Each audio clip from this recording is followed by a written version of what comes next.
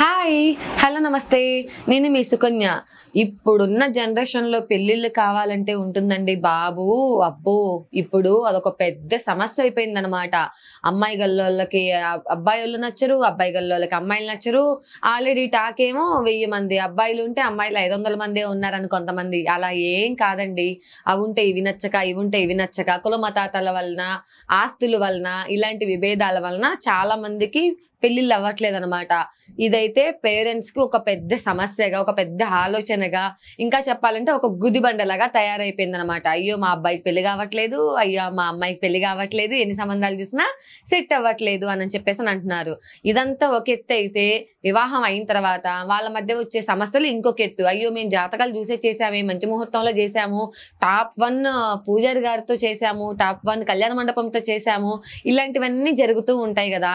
అసలు వివాహం కావాలి అనంటే ఏం చేయాలి?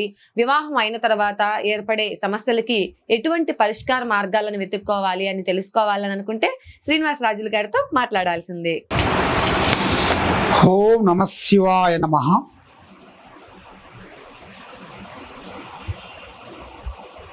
జయ కొండ దేవతాయ నమః. మహాశక్తి మహాస్వరూపిణి మహాదుర్గా మహాకాళి మహాదుర్గా ఓం శక్తి.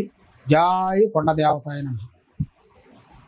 అయితే చాలామంది చాలా విధానాలుగా కళ్యాణం గురించి, అనుకున్న కళ్యాణాలు, జరిగిన కళ్యాణాలు, మళ్ళీ జరిగిన కళ్యాణాలు కూడా కొన్ని సమస్యలతో కొంచెం విడిపోయిన వాళ్ళు చాలామంది సతమతం అయిపోయి, మరి భగవంతుడా మరి ఎందుకు జరుగుతుంది, ఇలా ఎందుకు జరిగింది, ఈ సమస్యకి కారణం ఏమిటి, మరి అన్ని విధానాలుగా మేము మంచి చేశాం కదా, మరి మంచిగా కళ్యాణ మండపం కానీ కళ్యాణ గడియలు కానీ అన్ని చూసుకున్నాము, పిల్లగాళ్ళ జాతకం కూడా చూసాము, మరి అసలు దేంట్లో నుంచి వచ్చింది ఈ సమస్య అని చాలామందికి చాలా సందేహాలు ఉన్నాయి.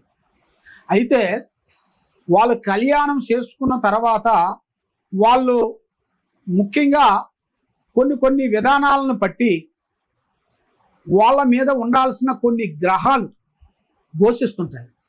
కళ్యాణ గడియలు కానీ, రావు గడియలు కానీ, కేతు గడియలు కానీ, ఇలాంటి గడియల వల్ల వాళ్ళకి ఏది ప్రేమిస్తారో అది వాళ్ళకి రివర్స్ అయిపోతుంది. అది వాళ్ళకి రివర్స్ అయిన కాడి నుంచి ప్రేమించిన భర్త దూరం కావటం, ప్రేమించిన వాళ్ళు దూరం పోవటం, మరి కళ్యాణం దగ్గరగా రావటం, అది అయ్యే టయానికల్లా ఏదో ఒక డిస్టర్బెంట్ కావటం, లేదా ఆ ఇంట్లో ఏదో ఒక నష్టం కావటం, ఆ ఇంట్లో ఏదో ఒక మనిషి చనిపోవటం లాంటిది, లేదా మళ్ళీ కళ్యాణం దగ్గరికి వచ్చిన తర్వాత ఇలాంటిది మళ్ళీ పోస్ట్ పోయిడ్ కావటం, ఇలాంటి సంఘటనలు చాలా జరుగుతుంటాయి. మరి ఇలాంటి సంఘటనలు జరుగుతున్నాయి కాబట్టి మీ మీద ఉండాల్సిన గ్రహ దోషాల వలన ఇలా జరుగుతుంటాయి. ఎందువల్ల అంటే కళ్యాణ దోషం, తర్వాత కాలసర్ప దోషం, మరి దాని తర్వాత కొంతమందికి ఏలునాటి శని, మరి కొంతమందికి కుజదోషం అంటారు. కుజదోషం ఉంటే చాలా మందికి కళ్యాణం కాదు. మరి ఇలాంటి కుజదోషాల వల్ల కూడా వాళ్ళకి అనుకోకుండా కళ్యాణం అయినా కూడా వాళ్ళకి ఆటోమేటిక్గా ఇడిపోతుంటారు.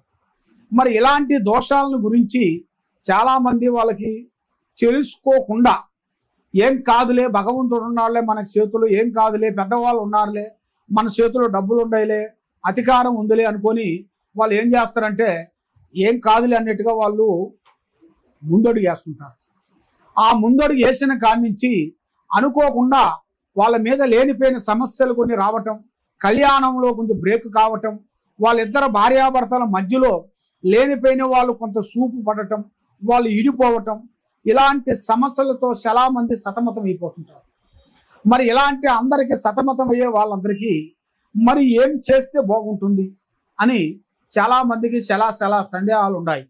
కాబట్టి మీరు చేయాల్సిన పూజా బలం, ఏ గుడికి వెళ్ళాలి, మరి ఇలాంటి సమస్య వచ్చినప్పుడు ఏ గుళ్ళకి వెళ్ళాలి, ఏ గుళ్ళలో వెళ్ళి ఏ పూజా బలం చేయాలి, మరి ఏది చేస్తే ఈ సమస్యకి పరిష్కారం దొరుకుతుందని చాలామంది మాకు ఫోన్లు చేసి మాట్లాడుతుంటారు. ఫోన్లు చేసి గురువు గారు మీరు చెప్పారు కాబట్టి మేము ఎన్నో చేస్తున్నామండి, అన్ని చేసినా కూడా మాకు ఫలియట్లేదండి అని చాలామంది మాకు ఫోన్లు చేస్తుంటారు.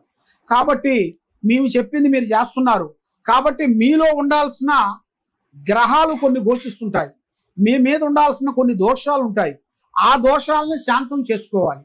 ఆ దోషాలని శాంతం చేసుకుంటేనే మీకు ఎక్కడికి పోయినా కళ్యాణంలో కానీ, ఉద్యోగంలో కానీ, వ్యాపారంలో కానీ, బిజినెస్లో కానీ, ఎక్కడికి పోయినా కానీ మీకు అన్ని విధానాలుగా విజయవంతం కావాలంటే మీ మీద ఉండాల్సిన కాలసర్ప దోషానికి శాంతం చేయాలి.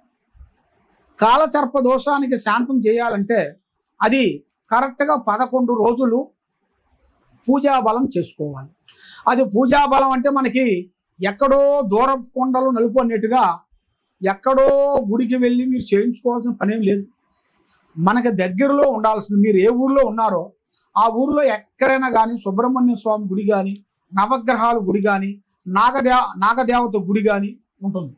ఆ నాగదేవత గుడికాడికి వెళ్ళి అక్కడ కాలసర్ప దోషం గురించి మీరు మంగళవారం 11 మంగళవారాలు తలస్నానం చేసి పాల అభిషేకం మీరు చేసి అక్కడ 11 వారాలు చేసేసిన తర్వాత 11వ మంగళవారం రోజున శ్రీ ఆంజనేయ స్వామి గుడికి వెళ్ళి ఆయనకి 101 తమలపాకుతో ఆయనకి పూజాబలం చేసి అక్కడ ఆ గురువు గారికి ప్రార్థన చేపించేసి అక్కడ ఆయన మెడలో ఆ దండ వేసేసి పూజాబలం చేయాలి. అది చేసిన తర్వాత నెక్స్ట్ రోజు మీరు గణపతి గుడికి వెళ్ళాలి. గణపతి అంటే రాగి చెట్టు కింద ఉన్న గణపతి దగ్గరికి వెళ్ళాలి. రాగి చెట్టు కింద, రాగి చెట్టు యాప చెట్టు 2 చెట్లకి పెళ్లి చేస్తారు, కళ్యాణం చేస్తారు. అలా చేసిన 2 చెట్లు కానీ లేదు అలాగ 2 ఉండ చెట్లు కాడికి వెళ్ళి ఆ గణపతి గుడి లేదా గణపతి గుడి అక్కడ లేకపోతే మనం ఒక గణపతి ఒక బొమ్మని అక్కడ పెట్టి 11 ప్రదర్శనలు చేయాలి. 11 ప్రదర్శనలు చేసిన తర్వాత అక్కడ మీ చేతుకుంట కొబ్బరికాయ కొట్టి పసుపు కుంకుమ అక్కడ వేసి దీపారాజని వెలిగించి అక్కడ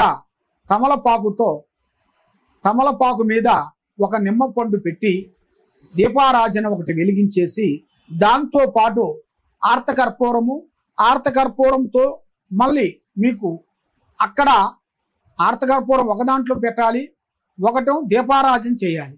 ఆర్తకర్పూరం పెట్టిన తర్వాత అది వెలిగి అయిపోయిన తర్వాత అక్కడ పచ్చకర్పూరం పెట్టాలి. ఆర్తకర్పూరము దాంతోపాటు పచ్చకర్పూరము ఈ 2 వెలిగించాలి. ఈ 2 వెలిగించి ఒక జ్యోతి వెలిగించాలి. ఆ నిమ్మ పండుని మధ్యలో కొయ్యాలి. ఆ నిమ్మ పండుని మధ్యలో కోసి ఆ నిమ్మ పండు మధ్యలో కోసిన తర్వాత ఒకటి జ్యోతి వెలిగించాలి, ఒక పండు ఒక సగం పసుపు కుంకుమ వేసి దీపారాజన ఒకటి ఆర్తకర్పూరము ఈ 2 విధానాలుగా చేసి 11 ప్రదర్శనలు చేసినట్టుగైతే మీ కుటుంబానికి మీకు మనశ్శాంతి, లక్ష్మీ శాంతి అన్ని విధానాలుగా విజయవంతం అవుతుంది. మీకు ఈ విధంగా మీరు చేసిన తర్వాత మీకు ఇంకా అది పని కాకోకుండా ఉన్న వెడల ఇంకా ఉన్న సందేహాలు ఏమన్నా ఉన్నా కూడా మమ్మల్ని సంప్రదించండి. ఓం నమ శివాయ నమః. చూసారు కదండి, మరి మన కోయిదొర శ్రీనివాసరాజులు గారు చెప్పే చిన్న చిన్న పరిష్కార మార్గాలు వీటన్నిటిని కూడా మనం పాటించినట్లయితే మనకి జీవితంలో ఏ సమస్యలు ఉన్నా కూడా తేలికగా పోతాయి అన్నమాట. మరి ఇప్పుడు వివాహ బంధంలో సమస్యలున్నా, వివాహం కాకపోయినా కూడా మరి స్వామివారు చెప్పిన చిన్న చిన్న సమస్య పరిష్కారాలను వీటన్నిటిని కూడా పాటించండి, పునీతులకండి.